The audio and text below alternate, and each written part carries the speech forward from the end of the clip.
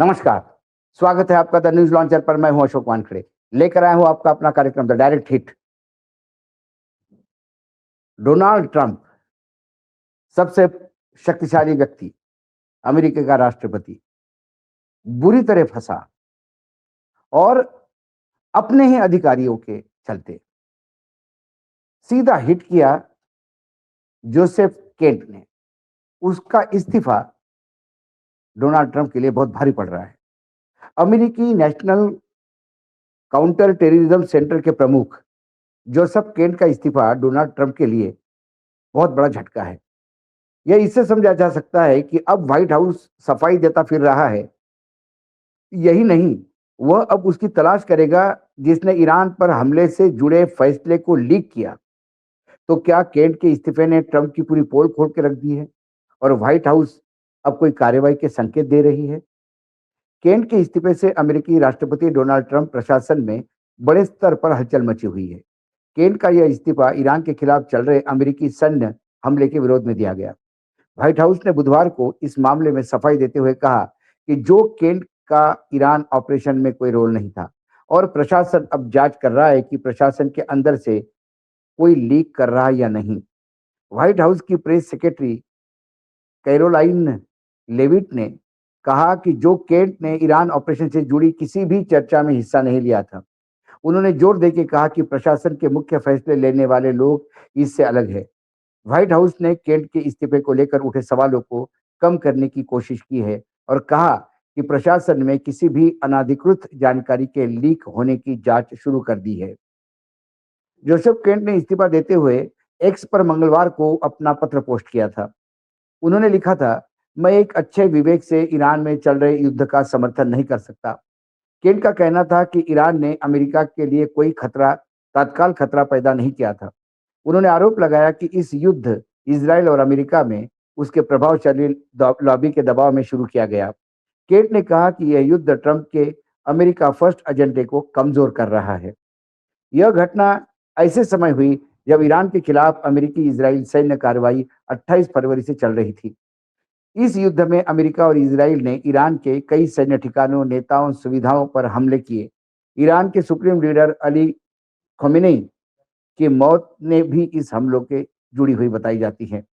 Kent के इस्तीफे से पहले न्यूयॉर्क पोस्ट ने एक रिपोर्ट आई थी जिसमें पूर्व White House deputy chief of staff Taylor Budowich ने दावा किया कि केंट राष्ट्रीय सुरक्षा से जुड़ी लीक से जुड़े थे और कमांड चेन से टकराव में थे।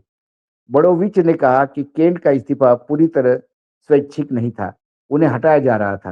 हालांकि व्हाइट हाउस ने इस आरोप की पुष्टि नहीं की, लेकिन लीक की जांच की प्राथमिकता बताई जा रही है। ईरान युद्ध को लेकर सीनेट इंटेलिजेंस कमेटी जल्दी ही सुनवाई होने वाली है। इसमें ग्लोबल थ्रेट्स पर चर्चा होगी। डायरेक्टर ऑफ नेशनल इंटेलिजेंस तुलसी गबर्ड ने और सीआईए डायरेक्टर जॉन रेटफ्लिक्स जैसे अधिकारी सवालों का सामना करेंगे। ईरान युद्ध के उद्देश्य, आंतरिक असहमति और केंट के इस्तीफे पर सवाल उठेंगे। रिपब्लिकन और डेमोक्रेट इस युद्ध पर मतभेद है।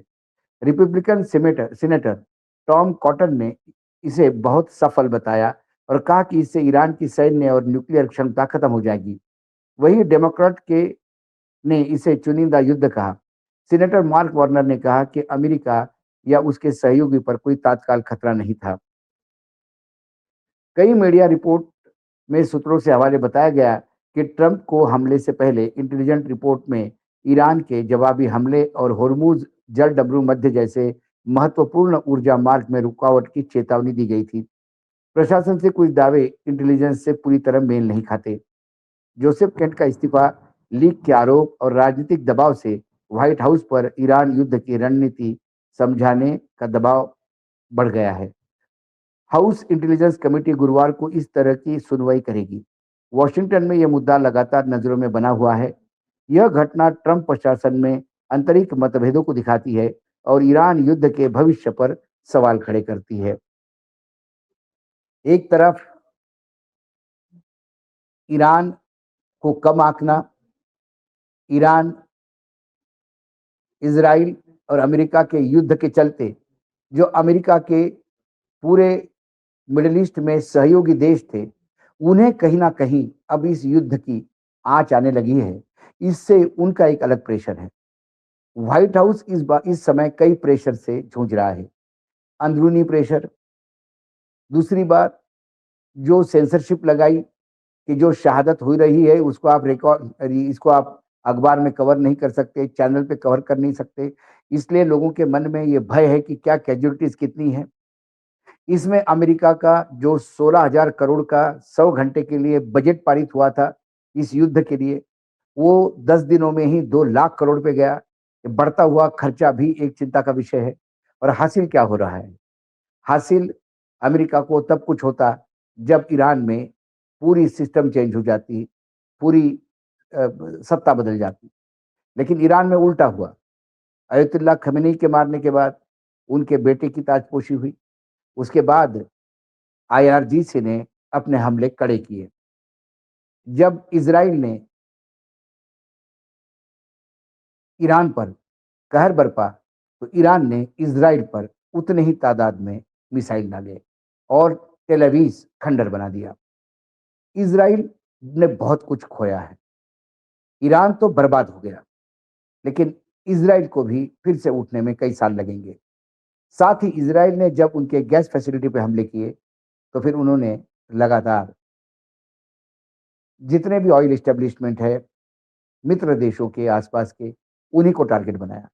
अमेरिका ने ज़रूर कहा कि कतार के गैस स्टेशन पे हमला नहीं होगा, लेकिन ईरान ने किया और अमेरिका देखता रह गया। अमेरिका का तथाकथित एयर डिफेंस सिस्टम पूर्ण रूप से नाकाम हुआ। कुल मिला के जब ये केंट का इस्तीफा आया, उसी समय 3 दिन पहले भी हमने कहा था कि ये इस्तीफा अमेरिका में लहर तो पैदा करेगा। आज हर आदमी पूछ रहा है कि क्या ईरान वाक़ई आतंकी है? क्या ईरान के पास परमाणु शक्ति है? यदि ईरान के पास परमाणु शक्ति है या ईरान परमाणु शक्ति हासिल कर रहा था, तो इसके पहले युद्ध के पहले जब इज़राइल और ईरान में ठनी हुई थी हमास को लेकर, तब ईरान के ऊपर इज़राइल ने हमला किया और ईरान ने ऐसे मिसाइल दागे जिससे पहली बार आयरन डोम ध्वस्त होता हुआ दिखाई दे रहा है। उसके बाद वो अमेरिका के पीछे भागे। अमेरिका ने 3 बंकर बॉम्ब का ब्लास्ट करके ये कह दिया कि अब न्यूक्लियर फैसिलिटी खत्म हो गई है। जब न्यूक्लियर फैसिलिटी खत्म हो गई है, तो अब न्यूक्लियर थ्रेट कैसी? दूसरी बात, इज़राइल बार-बार ये कहता है कि हम हमले करेंगे और हमले में किसी को इम्यूनिटी नहीं, चाहे बच्चे हो, बूढ़े हो, चाहे सिविल हो, इंफ्रास्ट्रक्चर हो, तेल हो। ईरान को खत्म करने के लिए हम कुछ भी करेंगे। दूसरी ओर ईरान जब भी हमले करता है, तो टारगेट बताकर सिविलियंस को रिक्वेस्ट करता है वो वहाँ से निकाले। तो आतंकी कैसे समझे? अमेरिका ने ईरान पे हमला क्यों किया? क्या इज़राइल ने उसको खींच लिया या मजबूर किया हमला करने के लिए? क्योंकि हाल ही में एक ब्रिटिश अधिकारी जो इस नेगोशिएशन में पार्ट ले रहे थे, उन्होंने कहा कि जब ईरान ने इतना बड़ा ऑफर दिया था अमेरिका को कि जो सोच के परे था, लेकिन अमेरिका हमको लगा कि इस ऑफर के बाद तुरंत बातचीत आगे जाएगी और मामला सुलझ जाएगा। लेकिन इसी बातचीत के दौरान अमेरिका ने फिर बम गिराना शुरू कर दिए ईरान पे। तो क्या अमेरिका शांति संधि चाहता है? अमेरिका ईरान के तेल पे नज़र रखता है या अमेरिका को हॉर्मुज़ जलडमरू मार्ग पर कब्ज़ा करना है? ईरान ने जलडमरू मार्ग पूरी तरह से ब्लॉक किया हुआ है। सिर्फ चाइनीज़ फ्लैग्स के शिप्स जा रहे हैं। ईरान ने नया पैंतरा खेला कि जो लोग चाइनीज़ करेंसी युआन में ऑयल का पेमेंट करेगा, उनको भी जाने देंगे। जो एक बंदरगाह सऊदी के पास था, उस पे हमला करके ईरान ने ये जता दिया कि उनकी नज़र उस बंदरगाह पे भी है। कुल मिला के कैंट का इस्तीफा बुरी तरह से हिट कर गया व्हाइट हाउस को, ट्रंप को और ट्रंप की पूरी टीम को। ये बात अलग है कि लिपापोती में बार-बार ये कहा जा रहा है कि हम उनके खिलाफ इंक्वायरी करेंगे, हम देखेंगे लीक कैसी हुई। यदि ये लीक हुई है, यदि केंट ने कहा उसमें कोई तथ्य नहीं है, तो फिर लीक किस बात का? और यदि लीक हुआ है, तो फिर ट्रंप जो केंट ने कहा उसमें तथ्य है और यदि तथ्य है, तो फिर इज़राइल ने क्या ज़बरदस्ती ट्रंप को खींचा? ट्रंप इतने भोले तो नहीं कि इज़राइल के कहने पे युद्ध में उतर आए। क्या एप्स्टीन फाइल इसके बेस में अपना खेल खेल रही है? कुल मिलाकर पूरा अमेरिका चिंतित है। पूरा विश्व चिंतित है और अब व्हाइट हाउस भी सवालों को घेरे में। आज डायरेक्ट हिट में इतना ही, कल फिर आता हूं किसी विषय के साथ। तब तक के लिए नमस्कार, देखते रहिएगा द न्यूज लॉन्चर।